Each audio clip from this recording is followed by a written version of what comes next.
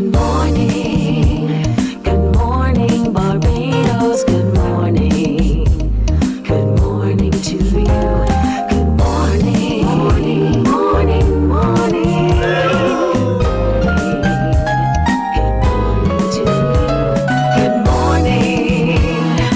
Morning, Barbados. Good morning. Good morning to you.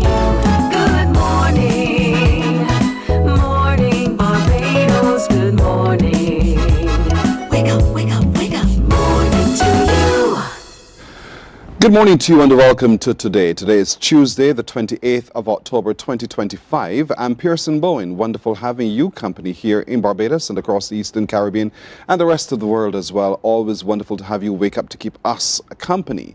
To those of you watching us on our streams on Facebook, YouTube, and our website, cbc.bb, thank you for making the decision to do so and the action to do so. It was deliberate on you, and for that, we say a big thumbs up and a big thank you indeed. Share the show, tell others about us, bring them along to join in what we do. Of course, we're always welcoming you to engage with us in different ways. If you know of something or someone whose story we need to tell us about it. Send us an email. Our email address is on your screen. That's the way to communicate with the show, via email.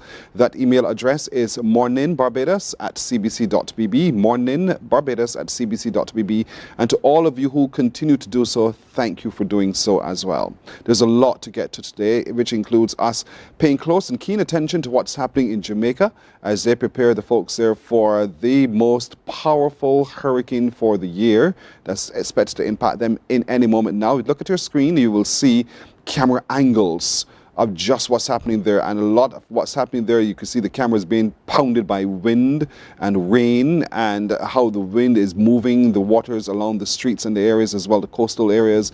It's not pretty, but we will continue to keep focus on that system as it impacts our brothers and sisters in Jamaica. We hear from some folks there as well in just a moment about how life has changed, how they're preparing, and just what are they being told and what are their expectations as well. We'll also today be having our conversations on CARICOM. When Barbados Ambassador to CARICOM, His Excellency David Commichon, will join me in just a little while. We want to get a report on his recent visit to Trinidad and Tobago. We'll also hear about hope and how hope can bring us all together. There's an activity coming up this weekend which we'd like to share with you about. Also today we'll meet the parish ambassadors for St. George. So St. George, get ready to know who's representing you in the upcoming Spirit of the Nation show, which happens on the 15th of November. And the Pinelands Creative Workshop continues to put on a host of programs that are developmental. They'll meet with us this morning to tell us what else they're doing and how we can all benefit therefrom. But let's head over to Jamaica, the land we love, or land of beauty, and all of those kinds of words we can all use to represent the Caribbean nation state of Jamaica, because just any moment now, the sun has risen here in Barbados, but any moment the sun will rise in Jamaica. We're just 1 hour behind us, but at sunrise they're expected to see Hurricane Melissa impact them in a very significant way. That's just moments away. Gerard Morris Seeley is a Barbadian living and working in Jamaica. He joins me now. Good morning to you, Gerard. Hi, good morning, Pearson, and good morning, Barbados. Thanks for having me. You look calm, really calm just before the storm, but is that your spirit at the moment? Are you feeling as calm as you look? To be very honest, yes. As you can see from those images, where I am in Kingston and St. Andrew, there's not much damage, there's not much force from this hurricane, which is expected to be something very catastrophic. But where I am is pretty calm, quiet. There is a little bit of gust. You can hear the rain, which has gotten heavier over the last couple of days, but where I am is not going to be too badly affected. Just the remainder of the country, where it has already started to affect quite significantly. So there is a lot to come. I am, though, not fearful, just anxious to see how things, like most Jamaicans, would play out after the passage of Hurricane Melissa. Jamaica has a history of being impacted by weather systems like these, and so they have, based on that experience, they would have put certain things in place. What are you being told there in terms of readiness for this hurricane? Yeah, well, the government of Jamaica have admitted that, there is obviously going to be they're expecting some significant damage, quite frankly, because the country has never seen a system quite like this one. They have gone through Gilbert in 1988, 37 years ago. And then if you can look at the closest thing to this would be Ivan in 2004. Last year we did go through Hurricane Beryl, and the parishes like St. Elizabeth, Mandeville, some other neighboring parishes have still been recovering from the passage of Hurricane Beryl last year. So the government has admitted that, they are expecting that there will be some casualties. We've already had 3 deaths, 13 people injured reported so far. I'm sure that that number may change by the time we get to the morning update at about 9 a.m. Jamaica time. But yeah, the government, they are more concentrating on preserving life and not worried about the assets, because they know that these things can be brought back. They just worry about, preserving life, getting everybody into safe places. There has been some difficulty with evacuation, but local government minister Desmond McKenzie was a little bit more satisfied at the end of yesterday evening. But as I said, this morning we'll have a better update when they address the nation again. What were those challenges that you just mentioned with evacuation? Yeah, so, the government from about Saturday were trying to get those who are in flood-prone areas, low-lying areas, to just move from the coastlines because they are going to be very flood-prone. And there were so many people, who are attached to their possessions, attached to their history, that they would not want to go from their areas. In fact, down in Port Royal, which has a history of natural disasters, having an earthquake and a tsunami, only one person has opted to leave that community. And then in like Rocky Point and other areas in Clarendon and Treasure Beach, that was evacuated almost immediately in St. Elizabeth. There are some people who are still reluctant to move because they, quite frankly, are so attached to their belongings that they don't know what life would be like without them. And they feel as if they are not there, then anything can happen. And ignoring the fact that, even if you are there, things can still happen. It is the government just wanted them to move from around there, from those areas, so that they can be accountable, be accounted for, that, there's no loss of life in those areas. But, it is the nature of humans. We are attached to the things that we work so hard for. And even though they have had those difficulties, over 881 shelters open and available to the public, only like 130 have been occupied so far. That was up to last night. But yeah, those are some of the challenges that the government had faced getting the residents and citizens out. So that aside, how seriously do you think Jamaicans have been responding to the call to not just evacuate, but to prepare for the hurricane? What sense do you get that Jamaicans are ready for this massive system? Yeah, I mean, from the time that we heard that that it could reach this magnitude, I must say that Jamaicans have been very proactive. A lot of boarding up of places and trying to secure their belongings and possessions. I've never seen so much information out so quickly in terms of shelters, evacuation numbers, personnel to reach out to, as well as the supermarkets. The supermarkets were pretty full throughout the last 4 or 5 days. And I would say that, Jamaicans, even though they have been, very present on social media, there have been the content creators chiming in on, trying to bring the humorous side of this. There is still a very serious approach to the preparedness and getting themselves ready for the passage of Melissa, which has pretty much already started to affect the country. So I would say that even though Jamaicans, are quite lively, they are the life of the party, the Caribbean, they are still equally as serious and trying to be as prepared as possible for Hurricane Melissa. The fact is, though, Pearson, that you can't really be prepared for a system of this magnitude. So they've just done as best as they could. We got word that the telecommunications companies will be shutting down services. I don't know how true or false that is. You can confirm for me. And generally, what's the message for regular activity in Jamaica today from the government? Yeah, so the services, the telecommunication services, Flow and Digicel, those two who operate here in Jamaica, they have said that they are expecting some disruption in service, but they are not deliberately cutting that service. We have had from about between 50 and 55,000 people reporting power outages to the JPS. That would include me because at about 2:30 a.m. this morning, my power went out. But yeah, those are the numbers heading into last night. So I'm sure that those would change for the morning update. But yeah, they are of course expecting that we will have significant disruptions.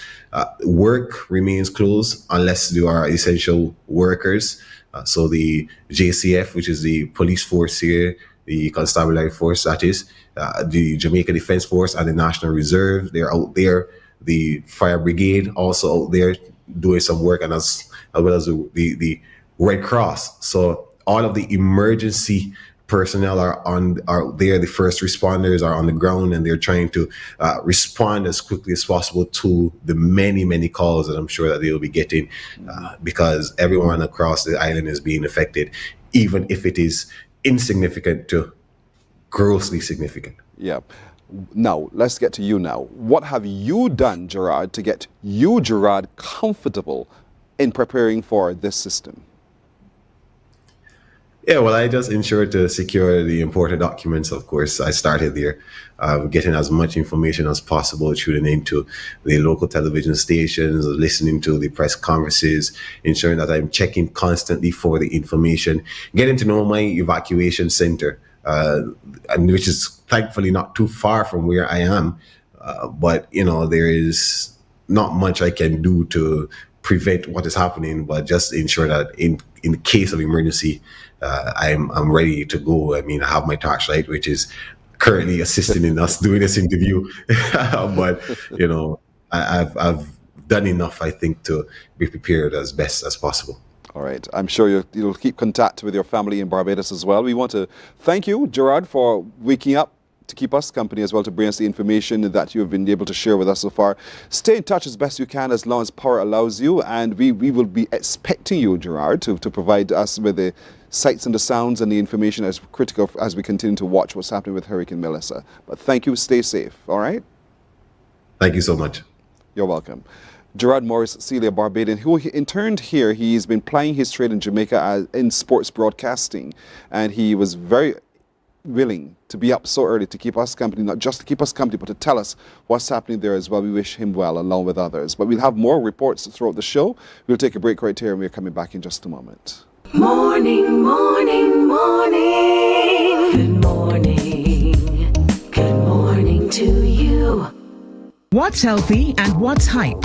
It's the debate stirring classrooms, kitchens, and country. Join a panel of experts and a live studio audience as we tackle the questions shaping the health of our nation's children. What's on the menu in our schools, and who really decides? The school nutrition policy, too much fuss, or a health must? An engaging discussion coming to CBC TV 8 on Thursday, October 30th, live at 8 p.m. Call in or join the online stream to share your questions and comments in real time.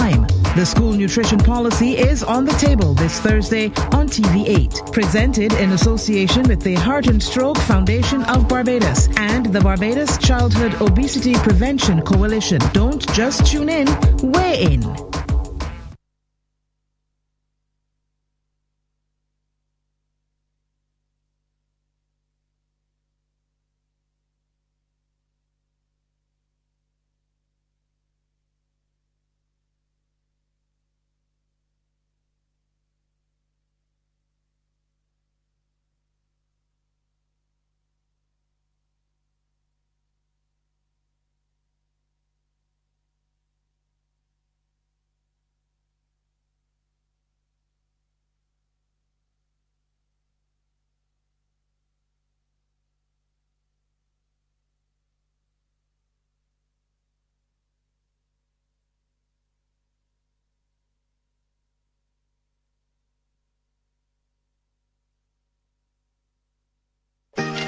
open your heart, your mind, and your soul. They are educational, entertaining, inspiring, and motivating. Are you an author of a recent book you want to share? Then Mornin Barbados would love to feature your book in our The Next Chapter segment. Morning, morning. Good morning. Good morning to you. 17 minutes now after 6 o'clock, we turn our attention to our conversations on CARICOM, as always, with Barbados Ambassador to CARICOM, His Excellency David Comisham. Ambassador, good morning. Morning, Pearson. In talking about this a few weeks ago, before we had that challenge we had last week, I said to people, I'll introduce you to Barbados' newest High Commission, non-resident High Commissioner to Trinidad and Tobago. And perhaps you could tell us who that is? Yeah. Well, as of the 16th of October, I am Barbados's non-resident High Commissioner to Trinidad and Tobago. It's actually my 8th High Commissionership. And one of the first ones was actually Jamaica. So I am Barbados's High Commissioner to Jamaica. And so, you know, I would really like to say to our brothers and sisters in Jamaica that our prayers are going out to them. In fact, just yesterday, we had a special mass at the St. Patrick's Roman Catholic Cathedral. Father Clement Paul and Miss Ella Hoyas, who is the Jamaica's honorary consul in Barbados, and the Jamaica Barbados Association. So we are thinking about them, we are praying for them, and we are sending them our most positive vibrations. And we know how tension-filled a time this is for them, you know. So we are hoping for the best, but they can rest assured that whatever happens, their brothers and sisters in the Caribbean will be there to lend whatever assistance we can. That is so important to hear and to know. I think it calms the spirit of Jamaicans who know that whatever happens, as you've said, we will all rise up together to stand in the gap for them, to give where necessary as well. Yeah, that's the essence of the Caribbean integration movement, that we must be there for each other. And we have this wonderful CARICOM institution called CDEMA, you know, the Caribbean Disaster Emergency Management Agency. It's headquartered right here in Barbados, and no doubt CDEMA is already making its plans as to how we will respond as a region. All right. On another note, your recent visit to Trinidad and Tobago. Talk to us a little bit about what happened there. It was really outstanding. I must say that of all my presentations of credentials as High Commissioner, this one really took the cake. The Trinis really know how to do it with pomp and ceremony. I mean, Pearson, I was given my own parade. Wow. with police horsemen, outriders. Nice. And yes, I mean, I really want to thank the government of Trinidad and Tobago for the splendid manner in which they treated me. You know, so it was really an action-packed 2 days that I spent there. And I want, at the outset, let me thank Barbados's honorary consul in Trinidad and Tobago, Dr. Roosevelt Rock, and his son Alan Rock, who took great care of me and the Foreign Service officers who accompanied me. But it was, as I said, a packed 2 days. I mean, we initially had the engagement at the Ministry of Foreign and CARICOM Affairs in Trinidad and Tobago, meeting with the Permanent Secretary, Mr. Randall Karim, and that was preparation for the actual presentation of my letter of credential. My letter of credential from our President, Dame Sandra Mason, recommending me to the President of Trinidad and Tobago, Her Excellency Christine Kangaloo. And that was really a wonderful ceremony. And then during the 2 days, I was able to engage with the Spanish ambassador. I was able to do an engagement with my primary school in Trinidad, my old alma mater. Yes. At the National Library, I was able to do courtesy calls on the Venezuelan embassy in Trinidad and the Caribbean Telecommunications Union. So, as you can see, I really packed a lot of activity into those 2 days. And as you were speaking, we were sharing folks, some of the images of that experience that Richard just shared, indeed. But you've entered Trinidad and Tobago at a time when, tensions between CARICOM, Venezuela, the US, and it's rich, it's real, it's powerful. What was the sense you got? Having had those discussions with the Venezuelans, having had those discussions with the Trinidadians, generally, what was the sense you got? Well, in terms of my engagement with the Trinidad and Tobago government, it was all about really Barbados, Trinidad and Tobago relations. And there are many things on the agenda that we need to attend to. So far as the courtesy call on the Venezuelan embassy, the ambassador, Alvaro Sanchez, is an old friend of mine. So we spent a lot of time discussing the challenge that they are now undergoing with this American military buildup targeting Venezuela. Probably next week, Pearson, I would like us to really examine in depth the concept of the Caribbean being a zone of peace and all of the issues associated with that. So I think that could be our discussion for next week. But I want to focus on the Barbados-Trinidad bilateral because they're so... with the previous, there's a new government, just came to power this year, the Prasad Bisesar administration. And with the previous Keith Rowley administration, there were several agreements that we had made, For example, a big one was when we signed the unitization agreement in 2020 for joint exploration and joint use of the hydrocarbon resources, the oil and gas resources that we suspect are straddling the border, the sea border, the maritime border between Trinidad and Tobago and Barbados. Also, under the Keith Rowley administration, we had signed an agreement, a memorandum of understanding, where Barbados and Trinidad and Tobago had agreed that we could come together and share diplomatic offices in countries like Nigeria, South Africa, Ghana, Kenya, and so forth. It has not been implemented yet.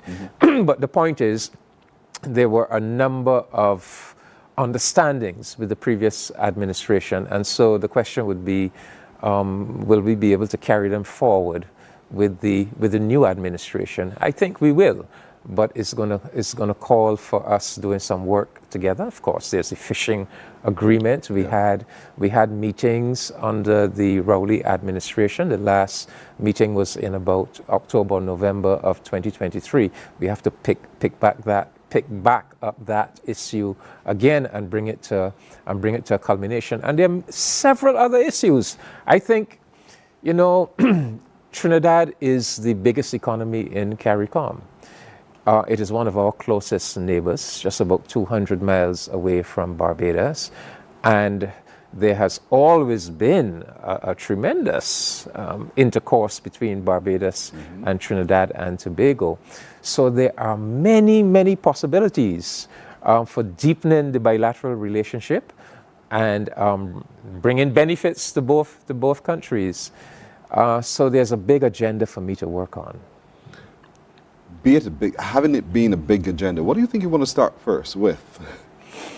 Well, what do you think is more pressing that we really do need to put some gas behind? I think we have to get that fishing agreement sorted out because it has caused some embarrassment in the past, some tension with fishermen being arrested and so forth.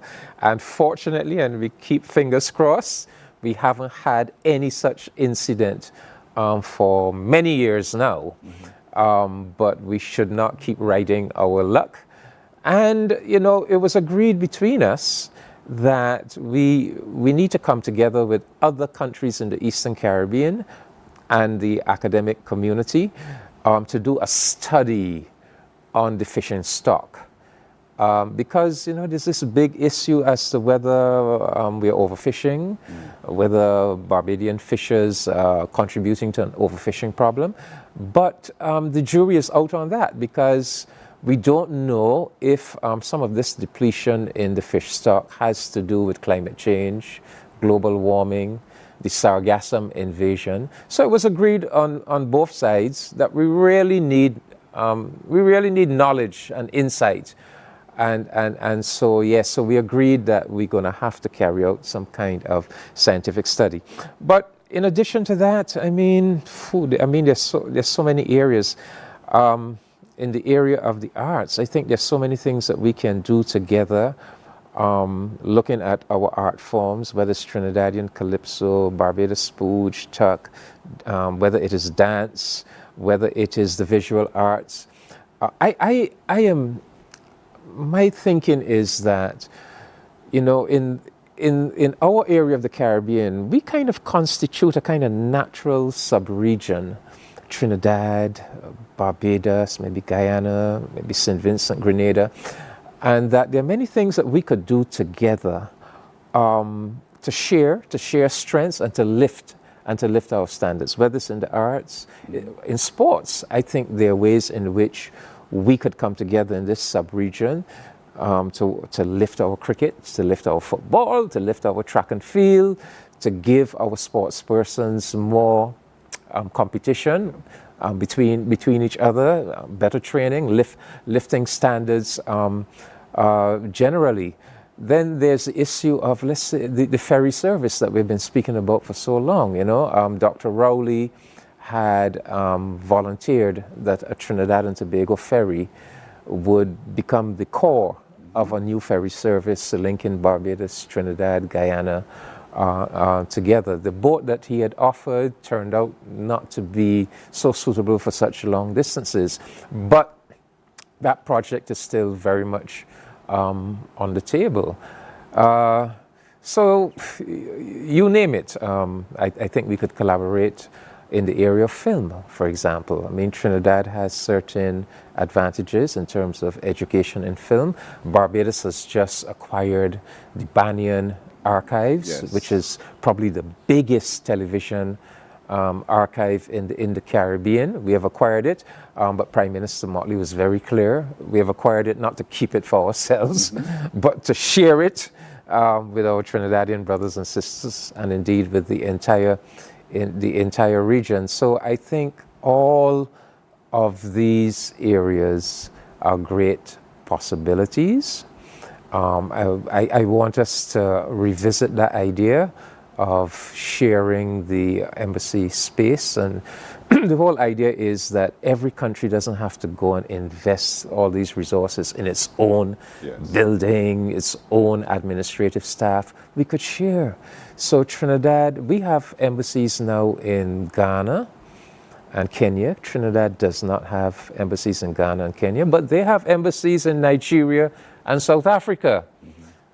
Couldn't we come together and put that agreement in effect so that Barbados could have a presence in Nigeria and South Africa, and likewise Trinidad in our facilities in Ghana and Kenya. So all of these are very exciting possibilities that I will be pursuing as the High Commissioner.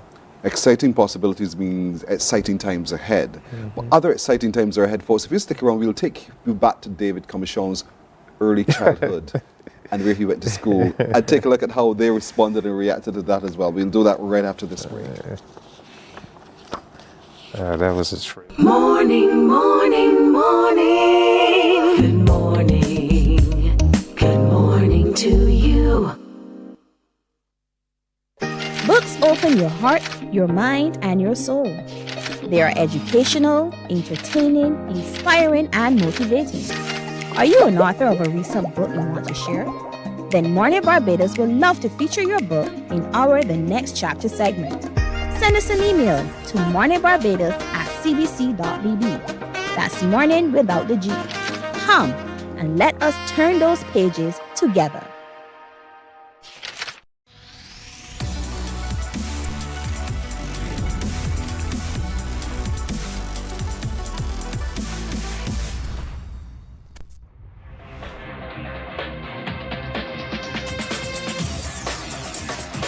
Week after week, Scald presents exciting reports and documentaries on the most varied topics of our time. Spectacular developments and innovations, lifestyle and trends of tomorrow, mobility and tourism, health news, highlights from art and culture. Each contribution grabs the viewer with extraordinary images and stories and takes him into fascinating worlds which he experiences here exclusively and up close. We're there when companies and specialists develop... Morning, morning, morning. Good morning. Good morning to you. We're continuing our conversations on CARICOM with Barbados Ambassador to CARICOM, His Excellency David Commissiong, who is back. He's giving us a report of his recent visit to Trinidad and Tobago to be installed as the non-resident High Commissioner of Barbados to Trinidad and Tobago. And part of that visit now, I can't wait to tell the story of the visit to the day you were a little boy and you went into school. Let's talk a little bit about what that meant to you. Well, you know, my father was a Methodist minister.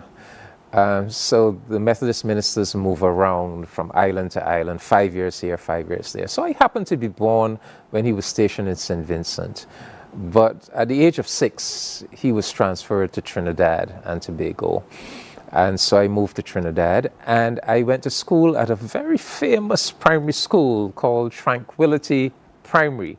I often say it's the greatest primary school in the world because it produced people like Stokely Carmichael, Dr. Eric Williams, Tony Martin, and one David Commissiong.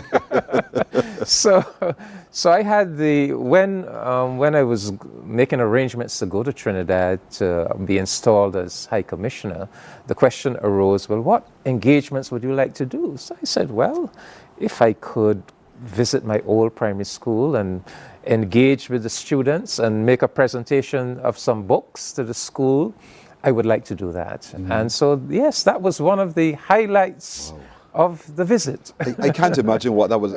I know we do have some video of it, so we can share with our folks what that visit. And here it is, we're watching. Could you describe as we're watching? So after telling the students all about Dr. Eric Williams and the school, the history of the school, I was then making a presentation here of the books that I had brought. So I brought them packages about CARICOM, lots of information for students about CARICOM, but also you would recognize that. That's yes, Dr. Alsop's book, the the Dictionary of Caribbean English Usage, the school's edition. So I took them a couple copies of that book. I took them a book on that I had produced on Right Excellent Errol Walton Barrow. I also gave them copies of the book I produced on the Pan-African love story of Arnold and Mignon Ford. Well, as I made it, that's the principal sitting there with me, Miss Nicole Guy Dunbar. That's the Pan-African love story. Yes. I was making the point that that's not for the children to read, but that's for the teachers to absorb the information and pass on to the children. And right there, I'm explaining to them that one of the things that perhaps we could do is to twin Tranquility Primary with an appropriate primary school in Barbados. And have the relationship between the two schools, and even have students visit. So I could envisage Tranquility is right in the heart of Port of Spain. I could envisage a school in Bridgetown being a counterpart and developing a relationship, and even having children visit in both directions, sit in the classroom, get that experience. But I think those are the kinds of things we need to do now to really give deeper meaning to our Caribbean integration movement, to really root it in the people. And we could start as early as primary school children. Walking back onto the compound, seeing not just familiar buildings alone, but the feel that the air was different. How was that for you? Well, yes, the school is it's more built up than when I was there. When I was there, we had much more space, open space to run around. But yes, it's a moving experience. Tell the truth, anytime I visit Trinidad and Tobago, I'm always drawn back to my old community. It's almost like a magnet. Yes, yes. And I find myself, if I'm in a hotel, I find myself leaving the hotel and walking back to those old areas to kind of relive those days. So I was in Trinidad. I was in Port-of-Spain between 1966 and 1971. This was the time of the Black Power uprising in 1970. So it was a very exciting time to be growing up in that city. It was a wonderful place to grow up, I must say. Right now, I mean, Port-of-Spain is something of a concrete jungle. But back then, that was not the case. It was really a very beautiful capital city. And of course, very cosmopolitan. And as that Black Power uprising emerged, it was an experience that taught me many things and actually prepared me well to come to Barbados and to go and live in a place called Highgate Gardens with all of the class and race contradictions that were found in that kind of upscale community in Barbados in 1971. Not talking about now, taking you back to 1971 and the kind of ethos and culture. And back then, the Methodist Church had decided to invest in property in those kinds of residential areas. But it meant that the children of the minister were now exposed to these kind of deep-seated class and what I call class and color contradictions. I won't go beyond that. So being socialized in Trinidad in that Black Power experience and coming with that kind of consciousness was very helpful for me. So yes, it helped me to relive. In fact, I gave the children the story of us primary school children at Tranquility carrying out our own Black Power demonstration. Wow. Yeah, we marched around the school with our fists in the air shouting power because that's what we were seeing around us in the streets, So I shared some of those memories with them. As I listen to you tell that story, I keep thinking about the regime we're on now, the freedom of movement, at least between the four Caribbean nations now. But you painted a picture of benefits based upon the story, your lived experience in Trinidad and Tobago and across the region as you've journeyed with your father to different places as well. But it's a benefit that has long lived with you, and you become a richer person for the experience. I want us now to link the conversation to what that regime is now and the benefits that flow therefrom.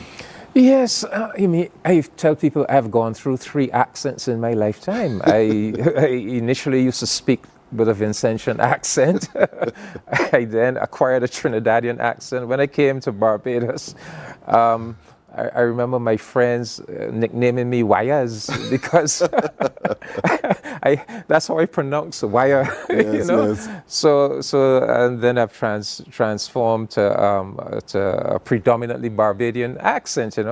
But I've come from a family that has been our life experience. My father's Grenadian, served in 8 different served the Methodist Church in 8 different Caribbean territories. My mother, born in Barbados, grew up part of her childhood in Guyana, and I have siblings born in Guyana, Trinidad, and St. Vincent. So that has been our experience, and it has been an enriching and empowering experience, so much so that wherever I go in the Caribbean, I really feel at home, tell the truth.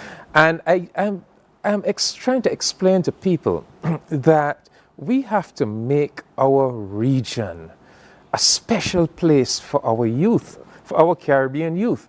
Right now, we are suffering from this brain drain. We are suffering from far too many of our young people, especially of our educated and trained young people, migrating out of the region to North America and Europe. Precisely the people we want to keep here to help us with our national development. So if we can give to our young people this beautiful space, not just one territory, but several territories where they feel welcome. This is your home. We roll out the welcome carpet for you. This is where you can roam to search for life and career opportunities, or even just for adventure and new experiences. That is what we are in the business of doing, and making our region so attractive and rewarding for our youth that they don't want to leave the Caribbean. So, and they have choices. It can be Barbados, it can be Trinidad, it can be Dominica, Belize, St. Vincent. This is your home. And I think that is how we have to look at it. Let's not segment ourselves in these little separate island territories. I mean, a couple of weeks ago I was in Ethiopia, 120 million people. That's one country. Yes. We are 280,000 in Barbados. We have to unite. We have to come together and make our region a unified, really first-class region that can compete with the world. Yeah. I got excited recently when I heard Grenada's Prime Minister Dickon Mitchell speaking to they are accelerating their plans to join the regime as well. So it's growing. Yes. It's growing, and I think it's exciting times to be alive in the Caribbean right now. Our young people, our older people, all of us have benefits that our foreparents did not have, or are explored in different ways. But now, because you have the freedom to live and work, it makes it so much easier to get on with living. Yes, and do things together. We were speaking about the Barbados-Trinidad agenda. I mean, both countries are now engaged in educational reform. We can come together and help each other with that. Both countries have a great concern about crime. We had the Declaration of Port of Spain. We have the George Bridge Declaration. So, there's so much scope for us doing things together, and for opening up our doors to our fellow citizens and making them feel welcome. Yeah. These conversations on CARICOM open up our experience, our minds, our knowledge about what's happening in CARICOM, not just as information alone, but to remind us of how similar we are and why we need to learn a whole lot more about ourselves as we do so, but also visit each other. And so, Ambassador Kamishon, thank you for bringing the information to us so that we can get out there and explore ourselves. But as always, it's wonderful sitting with you, sir. Thank you very much. You're it was very my welcome. pleasure. Barbados Ambassador to CARICOM, His Excellency David Kamishon, in today's Conversations on CARICOM. We're back in just a moment. Morning, morning, morning. Good morning. Good morning to you.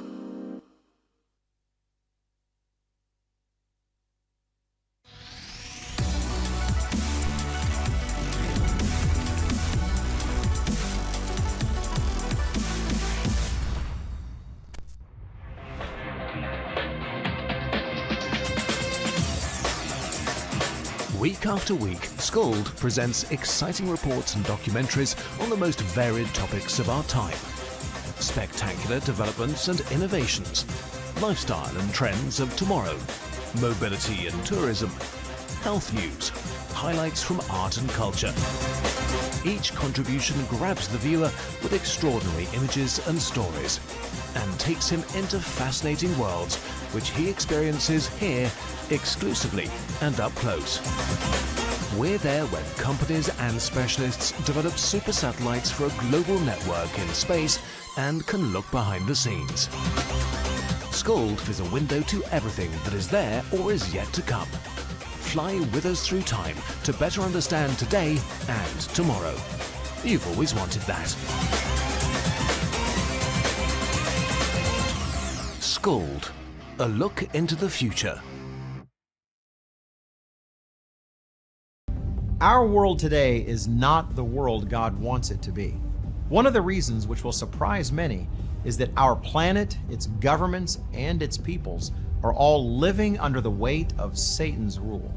From the beginning of mankind's existence to today, human history is the written record of what it means to live under the rule of the devil. Yet that rule is coming to an end, and what a difference that will make. Every Sunday at 9 a.m. Morning, morning, morning. Good morning. Good morning to you. We're 13 to 7 now. I too believe that we're stronger together. When we're stronger together, there's so much more we can do. And not just can do, but there's so many other things that can benefit from that strength when we're together. And so today we want to take a look at what's coming up this weekend. It's a 5K for Hope. What is it about, though? I know you're asking yourself, hope for what? And for what reason should I do a 5K for Hope? Well, joining us as we take a deeper dive into that is Aisha Maycock, who's next to me. She's a member of that planning committee. They look brilliant. They're green, don't they? Look at this. Look at that. Look. And across from her is another one, Joel Manning, who you know quite well indeed, who is also a member of the committee. You all look so stunning in your green. Well done. Thank you. Good morning. You're Morning, Barbados. And Aisha had to come in here wearing this thing around her neck. Listen, do not choose violence That's for why the people of Barbados. I said thing. As I mentioned to you, you either can relate or you would tease. Well, you But know, we can take it off. Joel has a different opinion. Yes. Right, Joel? Slightly. Slightly different. Slightly All right, let's start 5K for Hope. What's going on? Yeah, so 5K for Hope, we actually had our first edition last year. It is hosted by our church, which is called Hope Church. And we are in Niels Plantation, St. George, St. Michael. Yes, yes. And our pastor, John Yard, he leads the congregation there. And we created this event that was built for resilience because it's a way to bring community together. It's a way for people to remember that hope remains. Out of the 3 Christian virtues that will remain, it says faith, hope, and love. So hope will endure throughout. And even as we speak about Jamaica and all that's going in there, there is a hope there that things will not go as badly as what it predicts, because we serve a big God at the end of the day. So we believe in fitness and faith and community. And this Sunday, November 2nd at 4 p.m. at Sky Mall, we will be having our second event, our second edition of this 5K for Hope, and we're encouraging Barbadians to come out and support, whether they want to walk at 4 p.m., which is most of us.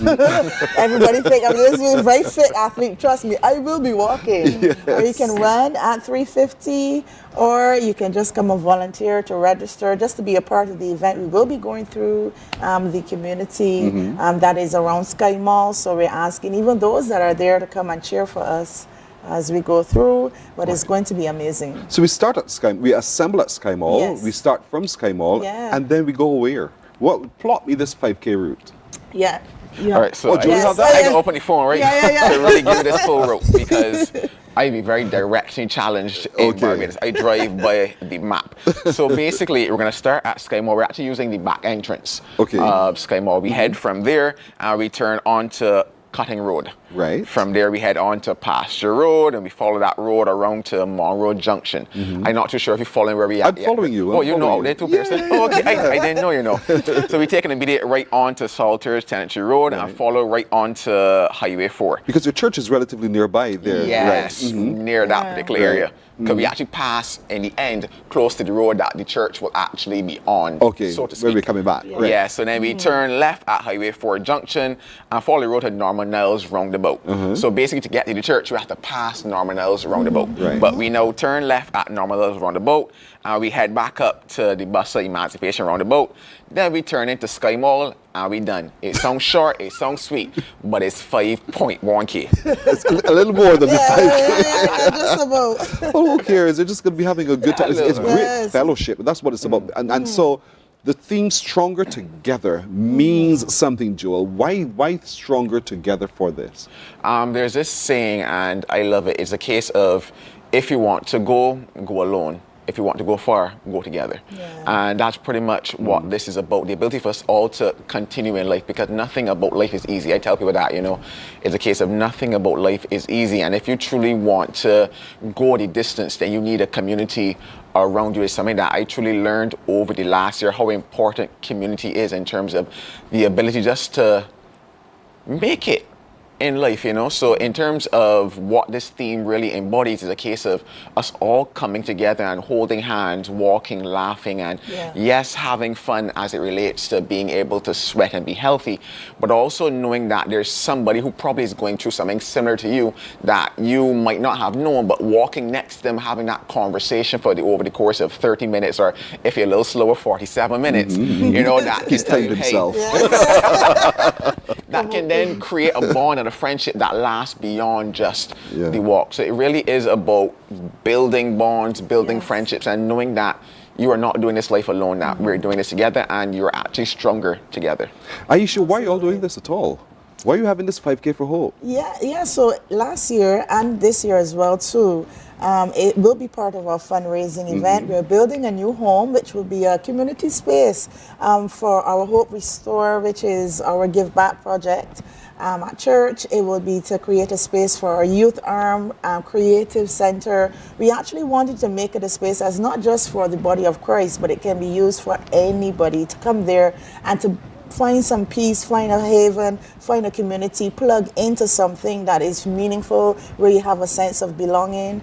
And so this is where the primary source of the funds will be, which will go towards our building project. But really, we love fun at Hope Church. We love community. We love to do things a bit differently. And this is why we are here, and we want to ensure that people feel welcome and that they know that we have something good going on. God is doing things in our community, and we want everyone to be a part of it. Yeah, you've hooked one of my sisters for sure. I know she's all about Hope Church. You all should come to Hope Church. All right. You know. And so, but that's I was going to say magic, but magic is not the word to use at all. But that's part of the developmental benefits of visiting Hope Church and being a part of its congregation indeed. And you're right. We said faith, hope, and love. The greatest of these, love, I know. But hope is in the middle. And there's a reason why that hope is in the middle.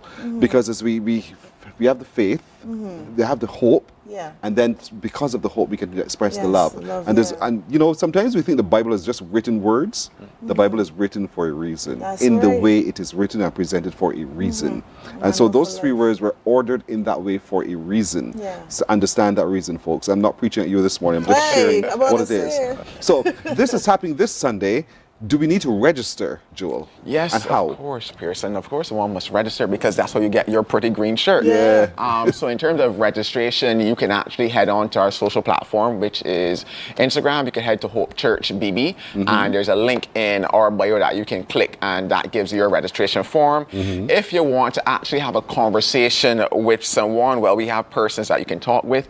That is Sudian Conliffe and then Davina Lane as well. And I have their contact numbers in here. Well, I have them too, and it's right there on your screen, folks. I just saved you. So you can call Davina at 244-6243 and Sudian at 230-5778, or you can send an email to 5kforhopechurch@gmail.com. Registration persons, individuals, that's $40. Children are $25, and then of course we're looking at companies and groups as well. Groups of 10 or more, those are $30. So we've targeted a few companies to say, hey, we know that your staff is looking for something to do this weekend. This can be a part, you know, of your responsibility of getting your staff to stay healthy, of trying to have this as a team building exercise, whatever the case might be. So if you know that you have a community group or you have a company whereby you want to say, hey, let's all do this together, then you can reach out to that email address, and there's a special price for you for that as well. Oh, well done. That email address is 5K for Hope Church. 5K for Hope Church @gmail. I don't have to say .com, you know the rest of it indeed. So, and so, you know, and it's a no-brainer why you should do this and it's available. Children are encouraged to come and be a part of it. You do not have to be a fitness enthusiast to be a part of this. You just want to walk for hope. That's right. You just want to have an activity to do, because in a community of stronger people, then they'll pull you along, they'll bring you along. You have some fun and engaging times. Will there be music? You know, church people are. Yes, there'll be music. There's going to be free health checks. We are our own entertainment, Joel and I. They put two clothes together. Father, forgive me. We are going to be there, but there are going to be lots of giveaways as well. And of course, there are going to be refreshments afterwards. So we have a number of partners. For maybe one second, because these are key sponsors, our supporters. So Sky Mall just kind of, you know, they're there for us to give us a good location to start from. So we shout out to Sky Mall, but also to Farm and Care Pharmacy, Studio Dental, Ticket Links, and Hackathon Construction, Bajan Pure, 4G.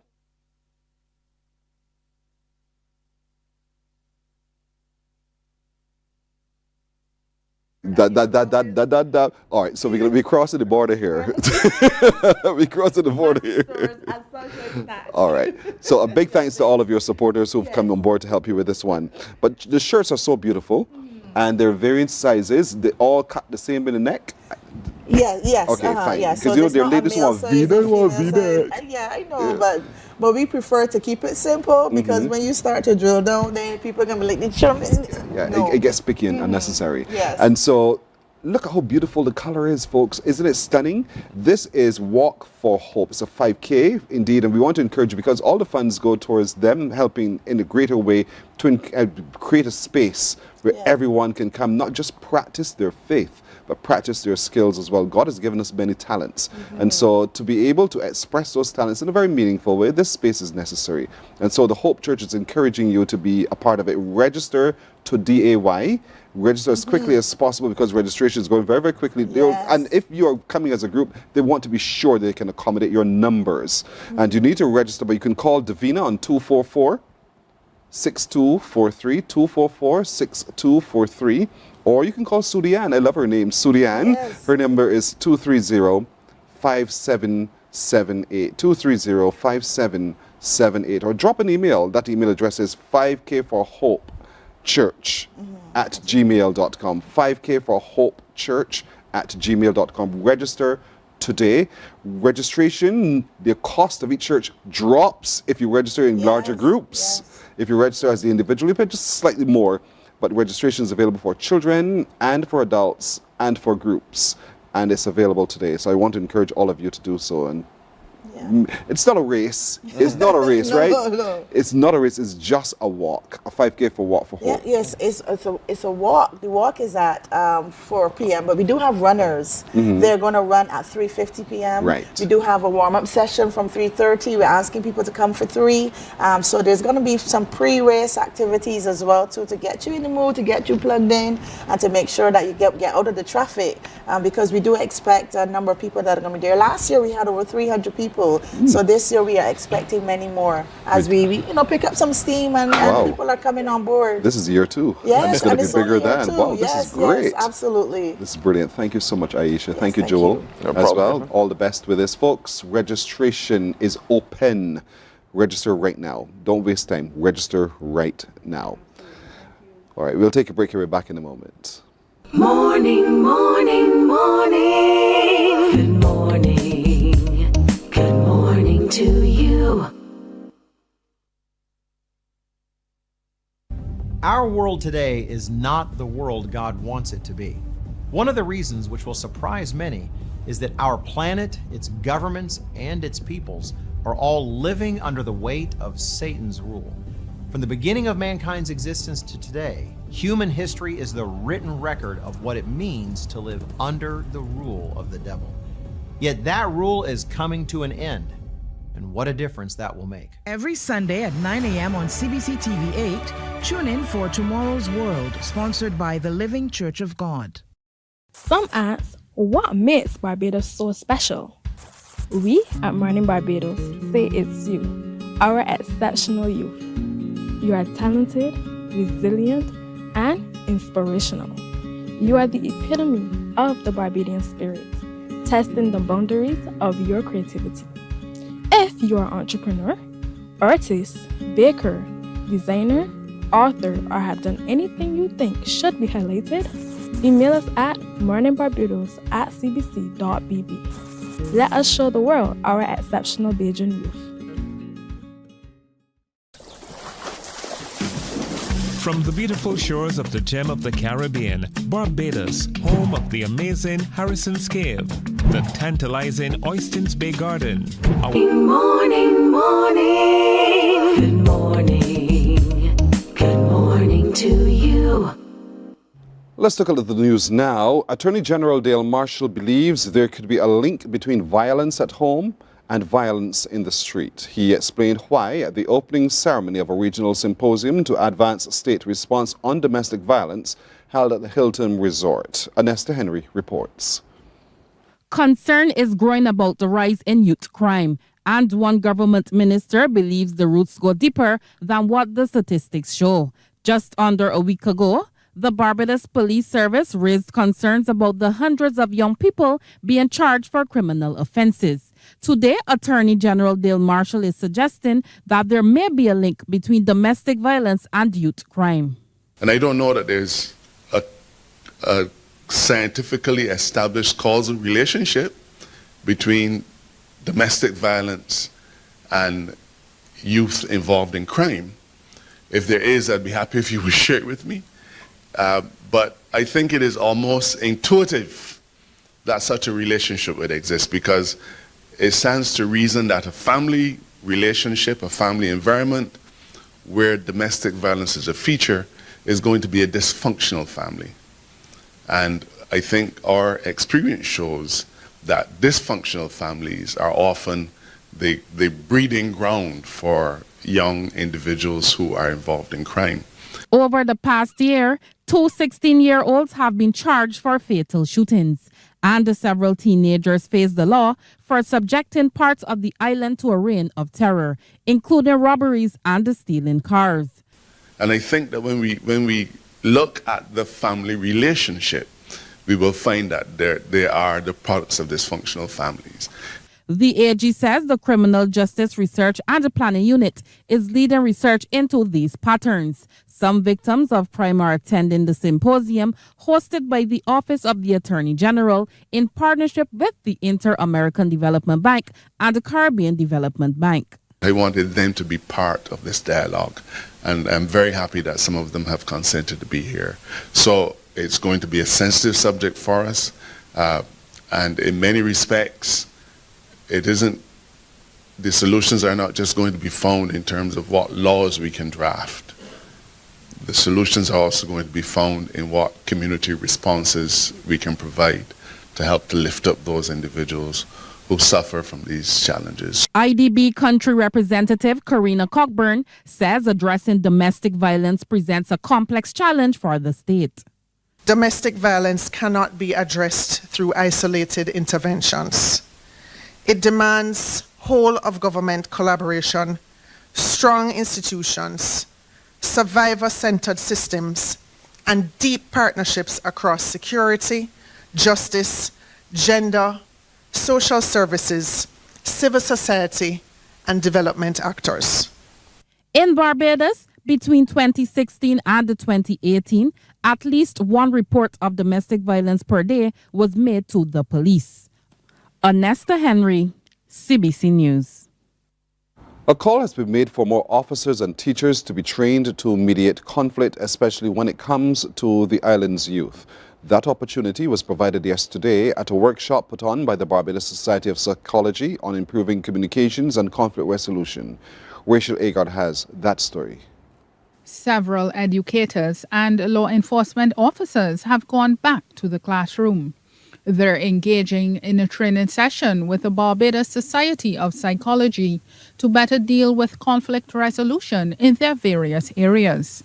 Deputy Commissioner of Police Owen Boyce says the aim is to have trained officers who understand how to mediate conflict in the hopes of creating a safer Barbados. He stresses that the mission of the Barbados Police Service is to deliver the highest level of service in partnership with various organizations. We need to have officers who can relate to conflict, who can mediate, and who can produce results that allow for a safer Barbados. I anticipate that my officers would be frank. I anticipate that my officers would give you the real story. Because somewhere along the line, I always feel that police should take the lead in social setting agendas. In that we are in every nook and cranny. We know all the layers of society. We are involved in the life of everybody, direct or indirectly. So therefore, I feel that from time to time, we ought to have a voice, a strong voice in shaping or charting the course of society.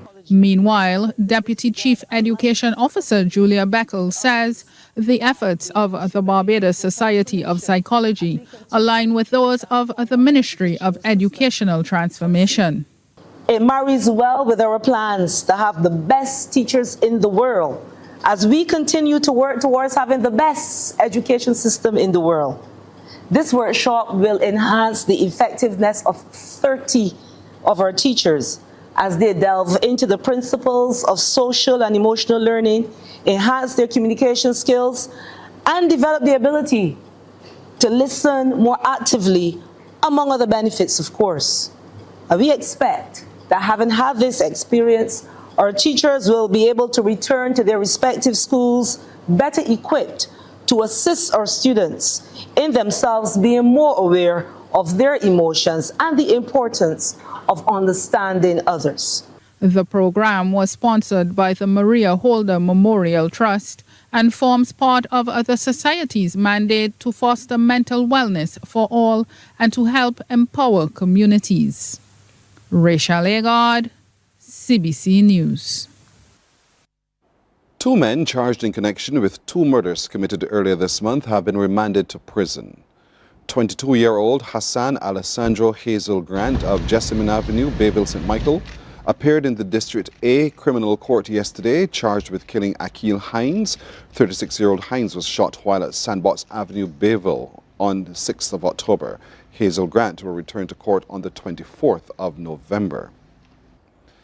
In the other case, 21-year-old Akeem Livingston MacDonald of Lewis Gap, Green Hill, St. Michael, was charged with the October 19th murder of Kenardo Woolery. He appeared in the Oyston's court and will return on the 27th of November. Now, changes to the operations of the credit unions in Barbados are more than mere tweaks. That's according to Kemar Cumberbatch, the president of the Barbados Cooperative and Credit Union League Limited. Speaking at the League's annual general meeting, he said the changes reduced red tape, empower boards and management, and reflect the Financial Services Commission's confidence in the governance maturity of credit unions. Kind of regulatory reform the League has been advocating for: practical, proportionate, and progressive. The second thing is one that has been more than 10 to 15 years in the making: deposit insurance for credit union members. And this is a historic step. Deposit insurance is not about individual people. It is about, and it is for each and every one of our depositors. It is about the people, the members, the affiliates, protecting their savings, the savings of hard-working Barbadians who at June 2025 had deposited more than $2.19 billion in financial cooperatives.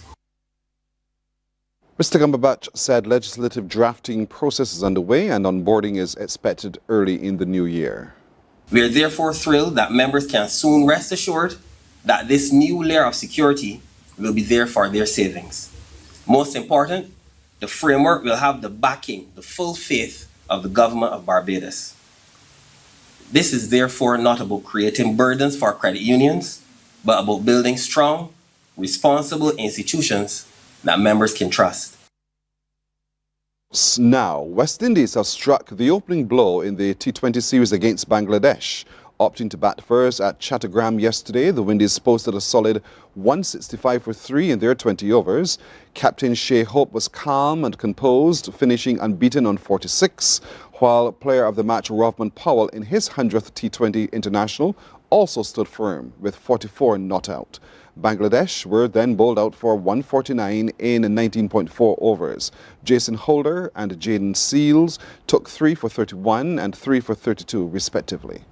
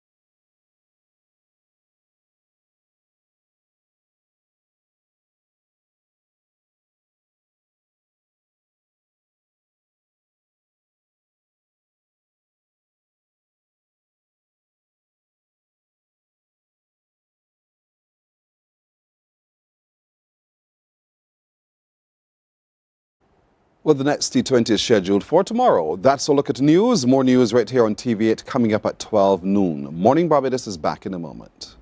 Morning, morning, morning. Good morning. Good morning to you. What's healthy and what's hype? It's the debate stirring classrooms, kitchens, and country. Join a panel of experts and a live studio audience as we tackle the questions shaping the health of our nation's children. What's on the menu in our schools and who really decides? The school nutrition policy, too much fuss or a health must? An engaging discussion coming to CBC TV8 on Thursday, October 30th, live at 8 p.m. Call in or join the online stream to share your questions and comments in real time. The school nutrition policy is on the table this Thursday on TV8. Presented in association with the Heart and Stroke Foundation of Barbados and the Barbados Childhood Obesity Prevention Coalition. Don't just tune in, weigh in. God will not give you a job. God will not call you to do something and then not give you the capacity to have it, to make it happen. He will give you the resources. He'll give you the people. Morning, morning, morning. Good morning. Good morning to you.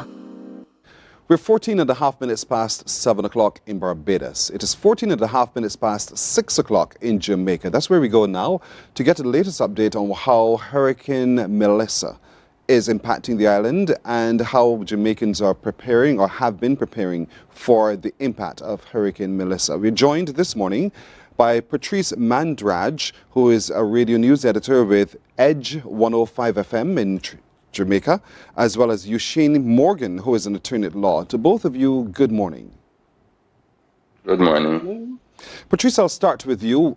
I'm sure by now morning has risen, the sun has come up, and you may have the very latest bulletin. Do you have that information? And if you do, what's the latest bulletin saying to you today about the positioning of Hurricane Melissa? I actually didn't pull that up as yet. We just know that it's still headed outside and more towards the west. I haven't had a chance because I've been doing so many things this morning. That's right. But there is no sun. You said sun, but no sun. Skies here where I am in St. Catherine, gray. Right now there's no rain. It's very quiet. There's a lot of wind where I am right now. You say it's heading towards the west. You are in St. Catherine. St. Catherine is to the east. Am I right? Central, more central. More central. And when it heads to the west, where is it headed? What parts of Jamaica would possibly be impacted by it if it does head to the west? St. Elizabeth, Westmoreland side. They're the ones right now who would more feel the impact. It was actually headed in my direction at first, but it shifted. So they're the ones who would be impacted right now. Knowing it was heading in your direction, what level of preparation were you engaged in for the possibility of being impacted straight on by Melissa? Regular preparations, making sure we had food in stock, water, etc., making sure we had all our flashlights, everything charged, all power banks charged, just really waiting. It was heading, one of the main points where it was heading was Old Harbor Bay, which is a few minutes down the road from me. That area has actually been evacuated. They were under mandatory evacuation. Not sure as usual if everybody left, because you know in these situations, there are people who want to leave but are fearful to leave because they're afraid they'll come back and there'll be nothing there in terms of people will loot their premises. So there was mandatory evacuation in place. And as I said, I'm a few minutes up the road, and one of the main reasons for their evacuation because they're by the seaside. So the storm surge, which they're predicting could be around 13 feet. So they really were trying to get people out of that community as well as several other coastal communities. But as I said, it shifted now more towards the west. But we are still very concerned about storm surge that we could still get down that side. As someone in news, paint for me the reality, the real picture as you see it right now. We hear that ahead of the impact of Melissa, 3 people have died. What else do you know? Well, the 3 died doing preparations, and it's trees fell on, one was a health worker, tree fell on that person. They were early to the hospital, but they eventually succumbed. The other two as well, I think, was tree-related deaths. The others, some fell off ladders and roofs trying to prepare. So people are, from my perspective, a lot of people are taking it seriously. There are a lot of people who still aren't. And one of the reasons I think, from what I've been hearing, is that because it's taking so long. Because we thought this would have gotten here like around Thursday, Friday. So people have been saying, oh, it's not coming, why bother? Some say, well, they went out and bought all this food and they already ate it. But the reality is, it is coming and it is really bad. So we're really just trying to ensure that we do as much as possible for ourselves to protect ourselves, because there's only so much you can do. You don't know what will actually happen in the moment. Shane, were you one of those who was a little bit skeptical of its movement and its timing, or were you one of those who says, regardless of its movement and timing, I will be prepared? I will always err on the side of caution, so I'm always one of those persons who put out everything in order to be prepared. Talk to me about. So no, I was never skeptical. Based on the track as has been reported, where are you within that track of Hurricane Melissa? I am almost directly in the eye of the storm. So I am in St. Elizabeth, which is central but more western. So it is expected to make landfall off the coast of my parish, or closer to the border that we share with Westmoreland. And then it is expected to go through St. Anne and Trelawney to the north and exit the country. And knowing then what you now know, that is expected to come and you have a full impact, what is the level of preparation you could put in place to be ready? All right, so I have gone to the hardware stores. I got persons to come to the house. All my windows, except for the ones at the front, are battened down with plyboard. I reinforced the roof, moved anything that could be a potential flying object from around the house. Just in general, just help neighbors who are vulnerable, and just neighbors in general. Persons have been really reaching out. So if someone, for example, yesterday one of my neighbors was battening up and she ran out of nails and I had excess nails and I was happy to give it to her. There is a unit outside my house that was a little loose. My neighbor from next door came and he used his wrench and his screws and he tightened that up for me. Persons have been donating food and non-perishable items to the shelters. So I went back to my office, secured my files at the house. The passports and the birth certificates and the important documents have been placed in Ziploc bags and waterproof containers. I'm not taking any chances with this. If my house, if I wasn't of the view that my house was secure, I would have moved to a shelter. But I'm on a hill, so I don't expect there to be any flooding. But not taking anything for granted. We've heard that. Yeah, flooding is a possibility given the length of time and the amount of water that the hurricane could bring. But landslides could be a consideration as well. Is that a consideration for you? Oh, certainly. Well, not for me per se, where I am. Even though I'm on a hill, is not a hillside where it is expected that anything could break away. But there are areas within the parish of St. Elizabeth that we expect to have land slippage and perhaps even rocks falling. And there have been reports of land slippage in the eastern parishes, which are currently being impacted. As it stands right now, we have been having winds, we have been having rain, but nothing sustained, nothing compared to what we have seen coming from social media in other parts of the country. You just mentioned something I wanted to go to, which is communication. We're taking a look at our screens right now to take a look into your island, Jamaica, and to see what the cameras can actually bring to us. You're watching too, Patrice. Do you know any of these Mm-hmm. areas based upon what we are seeing at the moment? Can you identify them for us? Not off the top of my Not off the head, top of your no. hand. I In, think we're looking at One looks downtown like Kingston, halfway. halfway tree for sure, and downtown Kingston. Yeah, that's halfway Yeah, tree. but where the water is flowing, I really couldn't say where that Possibly is. Bugwalk, I'm not sure. I think that's probably Bugwalk, not sure. Oh, okay, perhaps the flat bridge. In fact, it's flat bridge. Yeah, Yes, yes, right. yeah, yes. That's yeah. flat bridge. Yeah. So we got it. The Kingston Harbour, Flat Bridge, and into Kingston itself.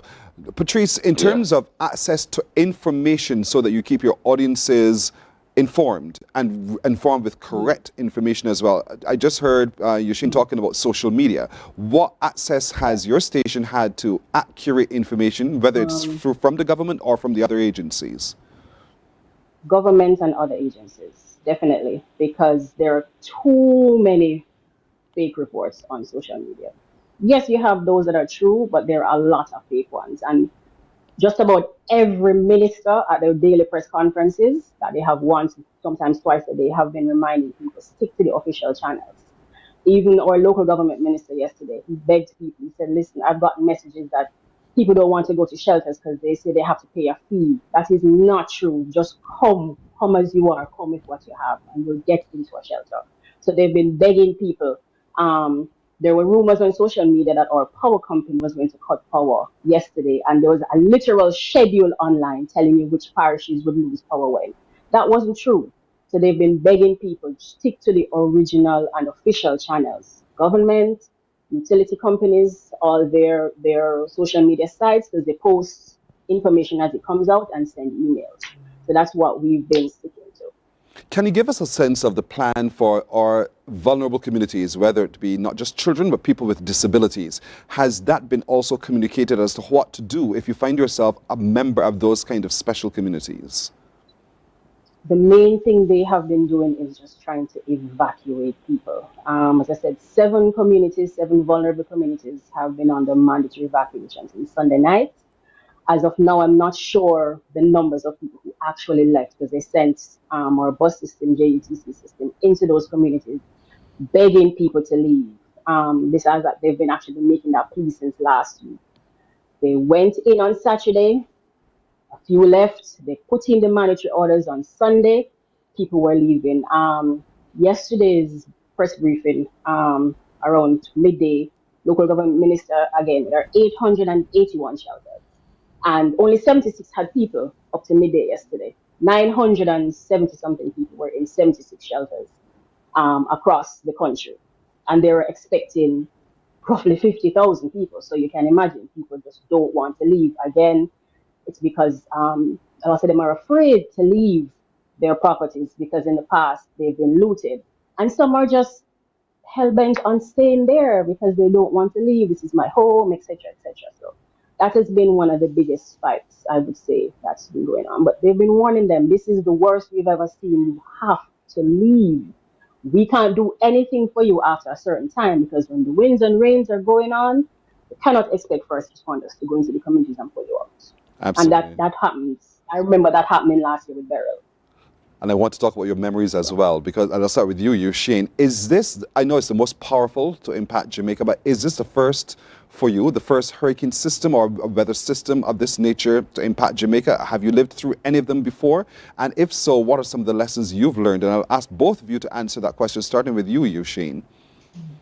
All right, so I've been through Hurricane Gilbert in 1988, Hurricane Ivan 2004, Beryl last year, and coming up to this one now. The lessons I've learned, you never take anything for granted. Prepare as best as possible. If you know that you're not living in an area that is secure, you should certainly go to a shelter. Prepare. Have as much food and water available to you. You just have to prepare. You just have to prepare. The preparation is key. There's nothing beats preparation. It is better for us to be overly prepared than underprepared. So I take nothing for granted. Once I hear that something is coming, I don't go to social media to to verify, I stick to the official channels, and I just prepare. The light has gone here, though. We don't have any electricity. I have a solar system, so that's what I'm depending on right now. Outside we're getting some light now. It was dark when we started the program.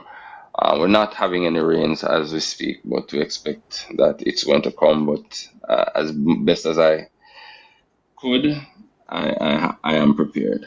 All right, Patrice. What about you? Your lessons learned, and how comfortable are you? Same as you, Shayna. Agree with him 100%. When we heard the storm was coming last week, we went and picked up just a few things.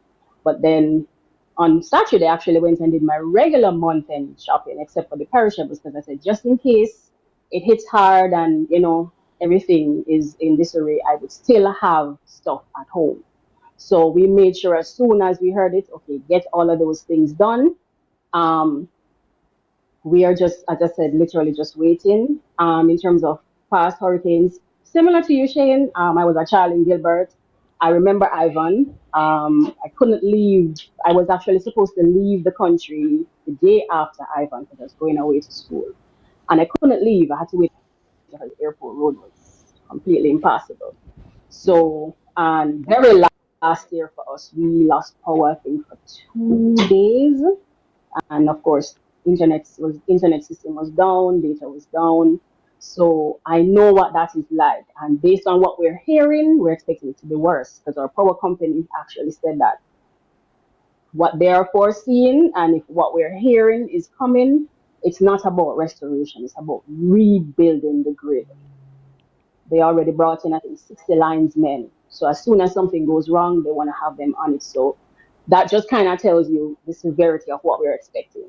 So it's really just, well, you can't say prepare. If you haven't prepared as yet, then you're going to be in a spot right now. So we would have prepared already, and we're really just waiting, staying at home, staying inside, and hoping and praying for the best. It's been a long wait. Hurricane Melissa is sitting on your coast waiting to come on land, and even then the forecasters are saying it's going to spend almost a day over you guys. They expect significant rainfall and wind damage and all the rest, but Jamaicans, as they say, are Talawa. You guys are strong. And so I know, having had the experience as well, you know how to manage and weather yourselves through this system as well. I encourage you both to just not just stay safe, but where you can reach out to us to share the information as it happens, and so we can alert other systems and people in Barbados and across the world as to what's happening in Jamaica as well. We are always standing ready to assist you where possible. Okay?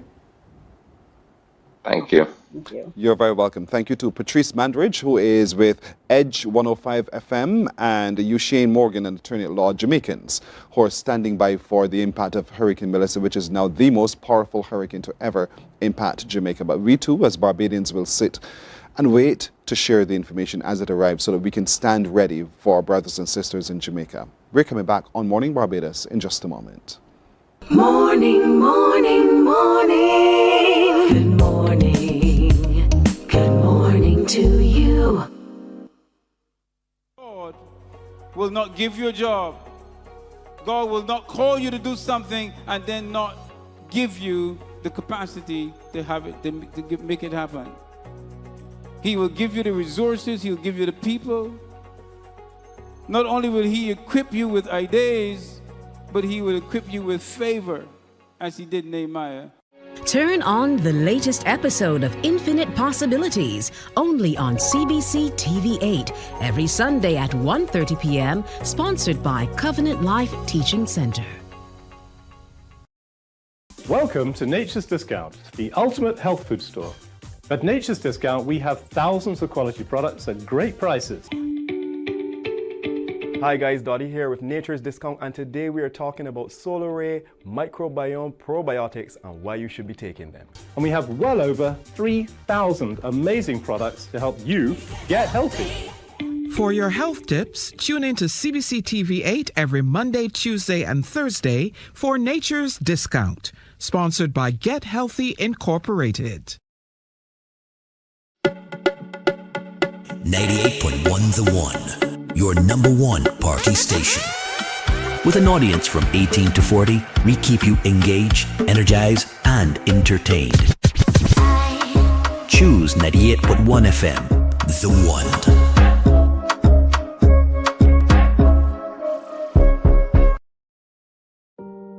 Hey there, it's Mahalia. I want to share something that might be really helpful. If you're feeling anxious, overwhelmed, depressed, or lonely and have no one to talk to, call Lifeline Barbados. We all face struggles at times in our lives. You're not alone. There's no need to feel ashamed or embarrassed. It's okay to reach out for support. Lifeline Barbados is completely confidential. No one else will know you called. They're there to offer a caring ear and guidance without judgment. And fellas, I want you to know asking for help is a true sign of strength. It takes real courage to reach out. You can also call Lifeline Barbados if you're worried about loved ones who are struggling and you need advice on how to support them. There's a saying, a problem shared is a problem halved, but not everyone has someone they can confide in. That's why Lifeline Barbados exists, to be there for you or someone you care about during tough times. Save this number. Lifeline Barbados is just a call away. Remember, you can reach out whenever you need to talk. Books open your heart, your mind, and your soul. They are educational, entertaining, inspiring, and motivating. Are you an author of a recent book you want to share? Then Mornin Barbados will love. Morning, morning, morning. Good morning. Good morning to you. 25 minutes now to go to 8 o'clock. Remember, coming up November 15th, the Spirit of the Nation show, the Garfield Sober Sports Complex. You have to be there to support, to give full support to all of the parish ambassadors, but most of all to parish ambassadors from St. George. Right? Did I say that right? Yeah. I know you would say that, indeed. And so this morning I'll introduce you now to the parish ambassadors and their attendant from the parish of St. George. Next to me is Shaquan Marshall. Next to him is Nicole Seeley. These are the parish ambassadors. Their attendant is Mandy Brown Carter. Good morning to each of you again. Good morning. Mandy, I want to start with you because in getting ready for this, I was asking if you know of anybody from Jamaica, and you said to me, yes, my aunt, she had her mother, 94 years old, she is in Jamaica still, but my aunt was able to get out just in the nick of time back to England, but she's a bit worried and in stitches right now because of the impending system. Yeah. Are there any other relatives in Jamaica who could look after the old girl? Yes, she has other children. But okay. So at least that counts her a little bit. Yeah, that's a little bit. People around. Yes. All right, I wish you well for your family, okay? Thank you. You're welcome. All right, get on to the business at hand now. Shaquan, hey. You are the male parish ambassador, my brother. That's correct. And how does it feel to be? It has been a challenging journey, but overall it has been transformative, educational, and fulfilling. And I look forward to the Spirit of the Nation show and showcase what St. George has to offer. Is that you can't wait to get it over and done with? I know the feeling. Trust me, I get the feeling indeed. But how have you seen you change over the time in preparing for the show? My public speaking skills, that was one that I had problems with. So practicing daily our speech with our attendant, our ambassadors, along with the members of the Parish Independence Committee, that has helped me to grow with my public speaking skills. Another was interacting with the members of the community, getting to know certain areas in the community. But over time, we went out to Applewaits, Dash Valley, and Drats Hall, and numerous communities where we were able to get a feel of the community spirit there. Did you know about the Spirit of the Nation show before now? To be honest, I attended it when I was approximately 9 years old. Oh, just the other day. 9 years old. But I fully got a full understanding of the program after a Toastmaster. He introduced me to the program. He told me he was the former parish ambassador for St. Philip, as well as a member of the Parish Independence Committee. Mm-hmm. So I was invested and interested in the program since then. So I went home and decided to read a bit more about the program. And to put it short, I always wanted to give back to Barbados, and I saw this as the opportunity to do so. You're doing well, you're doing well. Nicole, what about you? You are the female parish ambassador. Are you excited about this? I am. It first started when I was 17. I was a part of the show, but in the talent segment. I also did the talent last year. Yeah. Because you sing. Yes, please. And so you decided, all right, you know what, this year I'll say yes when they ask for me to be the parish ambassador for Yes, St. please. George. You love your parish, don't you? I do. What is the most beautiful thing about St. George? The people. No sea. People. No sea. But scenery. But scenery. But scenery, beautiful scenery. We went to Bethel Pentecostal Church on Sunday, and I stood up at the window and I just looked out, and it was so beautiful. Yes. And then the breeze was coming in. I was like, this is God.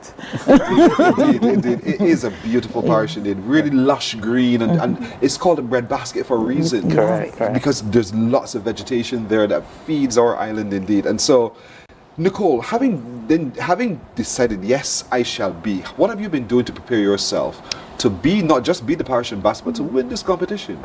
Well, to be honest, communication is the best thing. Teamwork is the best thing.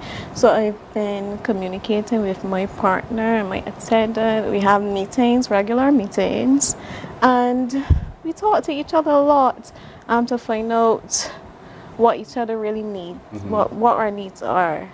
So I would say by communicating is how I prepare. Tell me the truth. Is it easy working with Shaquan? Yes or no? Definitely. Shaquan, is it easy working with her? Yes. Okay, no fair problem enough. there. What's the project you guys are working on, Shaquan? Our project is the Breadbasket 3.0, the beauty within. And the aim is to shine a light on those who keep St. George, the Breadbasket of Barbados, but to also showcase the beauty and the rich heritage of our people and our land. So to do this, we interviewed 4 young farmers, and one that stood out for me was a young 8-year-old by the name of Kieran. And Kieran owns a farm in Dash Valley, and he wakes up at the break of dawn and feed chickens, he feed pigs, he feed sheep, he feed goats. And one question we asked him was, what advice would he give to young farmers like himself? And he said that to don't give up, and that was inspiration to us all. And if you are interested, you could follow our social media pages on Instagram, and you'll see his response there. Whoa. This is great. Nicole, do you know about the aquaponics work going on at Ellerton Primary? To be honest, I've heard about it. I would like to know more about it, but yes, we're yet to visit. Yeah, we're yet to visit. They are doing some phenomenal work there at that school, and you really should visit. St. George has had such a wonderful year this year. St. George secondary alone impressed me all year long indeed. So thank you so much for being the ambassadors. How is it working with Mandy? Amazing. You're saying the right words because you're on TV. Talk to me. Yes. Mandy is lovely. Her personality, she's so easygoing. She's easy to work with as well. She's loving. She's welcoming. So, thanks to her. Mandy, thanks to you. You heard that? Welcome. Have they described you well? You think so? Yeah. How is it managing these? Because you're like the manager, the mummy, the everything all in one. It's been an easy breezy, to tell you the truth. It's wonderful to work with young people, and for me this is just a stepping stone to positive young people doing good things, and it's great to see their transformation. Like Shaquan would have said that a Toastmaster taught him about joining, and for him was the public speaking. He's kind of an introvert, and I've seen him start to bloom, and stuff like that makes me happy. Yes. So I like to see the transformation in the young people. Wow, what a difference it is, Shaquan. What a difference it is indeed. Now, part of the competition is the costume, the formal wear. Have you guys decided yet what you're going to do there? Yes. Now, Nicole, you're smiling simply because you've had a hand, right? In determining. I could tell you're the designer of the group here. So talk to me. Can you share a little bit about what you guys are working on for costume and formal wear? Well, I wouldn't like to share Not all, but a little something. I can say that our costumes are going to be well done. I like how they look already. So I think I'll leave it as that. You'll leave it as that, not a problem. You have to come out to the show to see. November the 15th, Garfield Sobers Gymnasium. Yeah. And Shaquan, have you done pageantry before? No, this will be my very first time. Yeah. So learning to walk the stage and that kind of thing is what you're now learning to do, right? Yes. Well, Nicole is a natural at it. Right, Nicole? Yes. I mean, so getting accustomed to the use of the stage, getting accustomed to listening to someone tell a story and you try to be the part of that story as well, and just to be able to carry and display all of this is great developmental work, So I'm really thankful. How has it been working with other parish ambassadors? It has been great. They have been supportive throughout the entire program. Where we fall short, they encourage us to keep going. When we do great, they also encourage us to keep going. So it has been great working with us. Same for you, Nicole? Yes, please. They are lovely persons. Lovely persons. And you know, Mandy, you are also in competition for Attendant of the Year. Yes. What do you think? But that's not important. It's not important. I like that. So like, win or lose, that's not important. I love it indeed. But I wish both of you, all three of you, well, honestly. And as parish ambassadors, I know it's not easy sometimes going knocking on doors, hoping to get have a reception that you love, but you've done it. Yes. And at the end of the year, you can say, I've done this. That's another thing I've done well. I've represented my parish very, very well. I know you will do so at the Spirit of the Nation show as well on the 15th of November.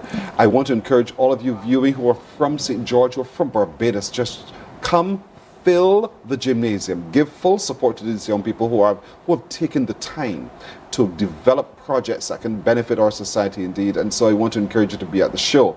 November the 15th at the Garfield Sobers Gymnasium. Get there early, come out in your numbers, wear your red in support of St. George. I know you all wanted me to say that, right? In support of St. George indeed. And St. George, massive come out and give full support to the team as well. Thank you so much, Shaquan, Nicole, and Mandy. Thank you. And best of luck to you and your teams. Thank you. You're welcome. Folks, we're coming back in a moment. Morning, morning, morning. Good morning. Good morning to you. Books open your heart, your mind, and your soul. They are educational, entertaining, inspiring, and motivating. Are you an author of a recent book you want to share?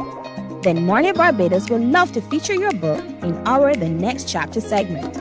Send us an email to morninbarbados@cbc.bb. That's morning without the G. Come and let us turn those pages together.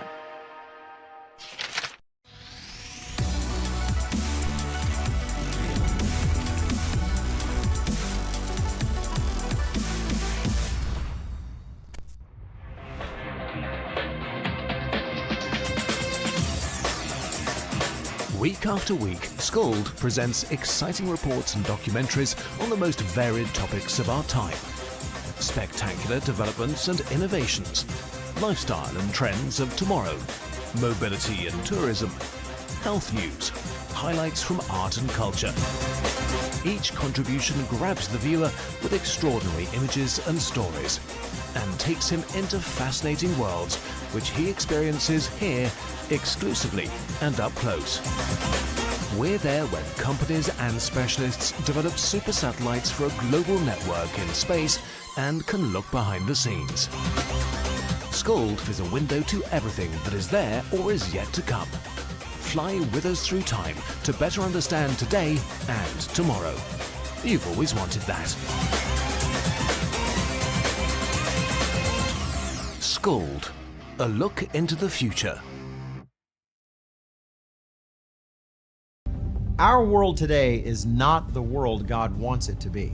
One of the reasons, which will surprise many, is that our planet, its governments, and its peoples are all living under the weight of Satan's rule. From the beginning of mankind's existence to today, human history is the written record of what it means to live under the rule of the devil. Yet that rule is coming to an end. And what a difference that will make. Every Sunday at 9 a.m. on CBC TV 8, tune in for Tomorrow's World, sponsored by the Living Church of God. Some ask, what makes Barbados so special? We at Mornin Barbados say it's you, our exceptional youth. Morning, morning. Good morning. Good morning to you.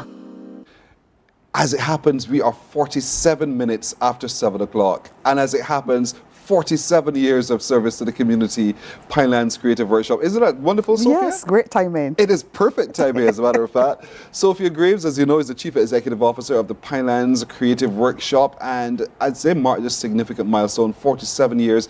They continue to do developmental work in the community, not just the community of Pine and Pinelands area alone, but you reach out now across other communities as well. Yes, we do. Good morning, and good to have you. Thank you so much, Pearson. You're so busy. Yes, that's why that's how we survived 47 years. Yes. Keeping busy. Keeping busy. And keeping busy doing good things for the community. Definitely. And I want to go there now because it started as, we just knew it as a cultural thing. You all did dance and drama and the rest. But you've used the arts also to reach into the psyche and the soul of the people who are in the communities as well. Definitely. Talk to me about those transitions and the benefits that derive therefrom. Well, those transitions came, as you know, this history is one where it's about transformation. And we would have used the art form as one of those tools. We would have used sports, we would have used the arts in general to really get across the message, to really start to reach out to people about some of these social issues through psychosocial theater. But we've also seen that we have been able to use the arts also within our education programs, where we're looking at our literacy program that we are undertaking at the moment, where we have incorporated the creative element into that. A lot of the traditional stories as part of our program in terms of when we work with our children. So we have a heavy emphasis on that, and it has allowed us to use those models to share with other communities. We're also in Haynesville, and we are looking soon to move into St. Andrew and other parts of St. Michael with our literacy education, our reading readiness program, which right now we have 30 children. We've had to pump some brakes there because we have so many requests. But it has been quite heartwarming at the interest of the parents in terms of wanting to really do their best for their children, and also taking a step to recognize those challenges. So the evolution of the organization allows us to start looking at some of the societal issues outside of theater, allowing our development department to really start looking at the literacy. We start looking at things like technology and climate, are some of the most pressing issues for Barbados at the moment and the region in general. So we have stayed abreast of those things as a kind of a very evolutionary kind of organization. So we are learning from our environment and during adapting our programs to suit what we need to address. As I was preparing for this, I looked into your programs. I thought, whoa, so much is going on, and at such a level that is fundamental, first of all, but it's life-changing at the same time as well. And so as you started with the education, the reading and so forth, I want to look at the one that talks about the after-school program. Yes. Talk to me briefly about that. Yes, the after-school programs, that again ties in very neatly with our literacy program, or our reading readiness. Because again, when we start to work with our foundation program, which is an initiative that after you do your 11 plus, we often recognize there's a deficit, that a lot of students are completing the 11 plus, but they're truly not mastering a lot of the concepts as they move into a secondary environment. So it's like a bridging program, so that as you go into secondary school, you don't find yourself in that first and second year as still failing those subjects. It kind of tries to get you truly ready, as you have to have a knowledge of new concepts, not primary school anymore. You're going into more complex concepts, and therefore we try to make sure that they're a little bit more ready. So you reduce that fail rate, greater competency, improved performance in school, and I believe every parent is happy about that. And one of the things that made us do this program too as well, outside of recognizing those low mastery of certain concepts, is that we know that a lot of parents, and this is who we cater to, because of the help of the Maria Holder Trust, we have been able to allow parents not to have to worry about the financial challenges. They are now able to give their child the best, despite they don't have the financial space. So we provide that kind of buffer for those parents, and all of our parents are persons below that financial level that can be able to pay for lessons every day or twice a week. So those are the ones on the margin, and this program facilitates that support. And it's so good to know that they're given that opportunity. So there are some classes for primary schools, classes 2 and 3, and classes for secondary school students as well, whether you're doing CSEC or otherwise. Yes. And most of them are in person, but there's some that are online as well. Yes, because we have persons all over the island. So it's not only for the Pines. We have persons dotted every parish that is in our program. Right. That's so life-changing. So life-changing. Definitely. I see a class I should do. Well, we have the classes for the adults because our collaboration with Samuel Jackman Prescott Institute allow us to have something called the satellite program. So we are now having courses where if you can't meet the entry requirements for SJPI, you can do it within your community, and we facilitate that. We are that bridge. Pilots become that bridge between the tertiary education and community, so that those who felt that they were never able to take a course because they don't have all the requirements, you can do it in your community, and then you can still even matriculate into SJPI at some point in time. I feel people are already asking, but how, Sophia, how? You just call Pilots, whether you're calling the main office, 4300551 or 4261157, and we are there to give any further support, or you can just connect with us on Instagram. All the information there is too as well, and on Facebook. So we will continue to populate that so people, wider Barbadians, can have that information. These are all programs forced by the Pinelands Creative Workshop, 47 years in the business, transforming themselves, transforming the people who are within our community. And our community in this instance is not just Pinelands, it's Barbados. Yes. And so we want to compliment them on all of this. There's a program you do called CALM, Career and Life Management 2025 series. I like this one. Talk to me about this one. Well, this one is 24 years old. Again, this is part of the multidimensional approach to inclusive development initiative supported by the Maria Holder Trust. And we just completed the leadership element of this program where we encouraged secondary schools. We had this consultation or forum, a working session at the Courtyard by Marriott's. We just completed 2-day leadership training. This is the day that they would have been off. I must compliment those students who came up for 2 days. That's with the midterm break. But they came out, they worked, they really tried, they start to really examine themselves as leaders. They examine their different leadership styles, and sometimes having to straddle multiple leadership personalities as they try to find themselves. So they really started to investigate and interrogate themselves as young people, and really had a fantastic time as they really, and some of the messages, and if you have a chance, you can look at the TikToks. They put out these TikToks, how they overwhelm themselves. They really got to get to know themselves as young people, and what is rest within them that they still need to, bring to the fore. And they got to recognize that. So we were glad to work with those students of Grantley Adams, Queens, Parkinson School. So they really got into the meat of things over the last 23rd and 24th. We had that Morris for them, and they really saw overwhelming change in themselves. And it's so important in your teen years that you do have that confidence. Oh, yes. Because you could be so disruptive thereafter if you don't have that confidence, that clarity of thought, so you can see your career path, your life path, literally. And so this facilitates that, how to stay calm, work on your career and your life management, and get that all done, and you sit down your students. So when is the next iteration? When can other people? Well, yes, we welcome all the schools to join our next program. We are looking at intangible cultural heritage, a very practical workshop. Again, Pinelands is leading that. We're doing in collaboration with the schools, especially Parkinson School has been a trailblazer with this. Principal Ward has been a very keen supporter of all the initiatives. His students are always involved in initiatives. So we want to see more of that to take advantage. But the intangible cultural heritage element is mainly, the program this year is very targeted. So we will have intangible cultural heritage, then we'll be looking at technology, then we're looking at arts and violence. So we're looking at a number of very specific topics that might intrigue young people. We're also looking at business and enterprise and new approaches, and how to really respond to the emerging opportunities and not just do the normal run-of-the-mill, to get very innovative. So we are challenging students where they want to go and putting those kind of industry professionals closer to them, to give them the kind of advice, to give them the kind of techniques and tools that they can navigate whichever particular specialization they decide to go into. And then I come to this one that's happening all right now. The one that looks like catch. This is starting to tomorrow. Yes. And this is with the support of the Republic Bank Power to Make a Difference initiative. And this one basically is about translating the heavy information as relates to environment and climate.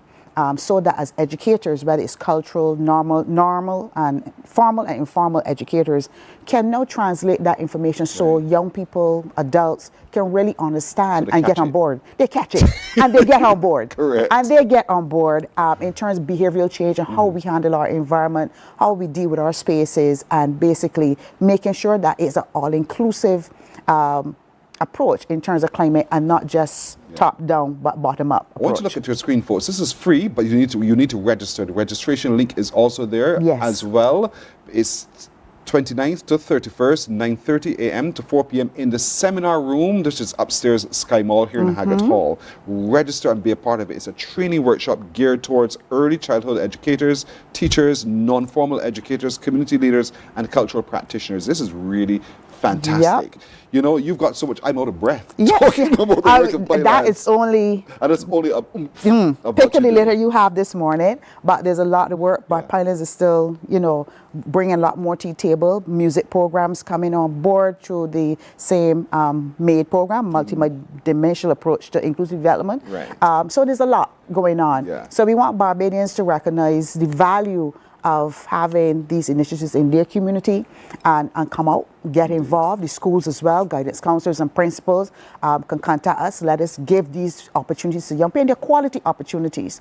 With quality practitioners, professionals of all types coming on board and working with us to make sure our young people get that kind of information they need. Of course, find you on socials. Yes. See all the information, get all the details that we're looking for, and you'll get it for us. Register as quickly as possible, because you know you can only subscribe for so many. There are only so many you can plan for. But if you want to be in it, show your passion, go and find Pinelands Creative Workshop on socials and sign up. Sign up. All of these classes, most of them are, if not all of them, free. Yes.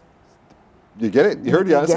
You get it free. For free. This is something that is not to be ignored at all, folks. So Sophia, again, great work you're doing. Congratulations on your 47 years as the Pinelands Creative Workshop, and may you live forevermore, continuing contributing to our community in the significant ways. Thank you so much. Thank you so much, Pearson. You're welcome, indeed. That's Sophia Graves, who is the Chief Executive Officer of the Pinelands Creative Workshop. And that's it for today, ladies and gentlemen. My little crew joins me wishing you a great today. Be the will of the Lord. We'll see you tomorrow. Bye-bye. Wake up, wake up, wake up, wake up. Barbados, get up. Good morning.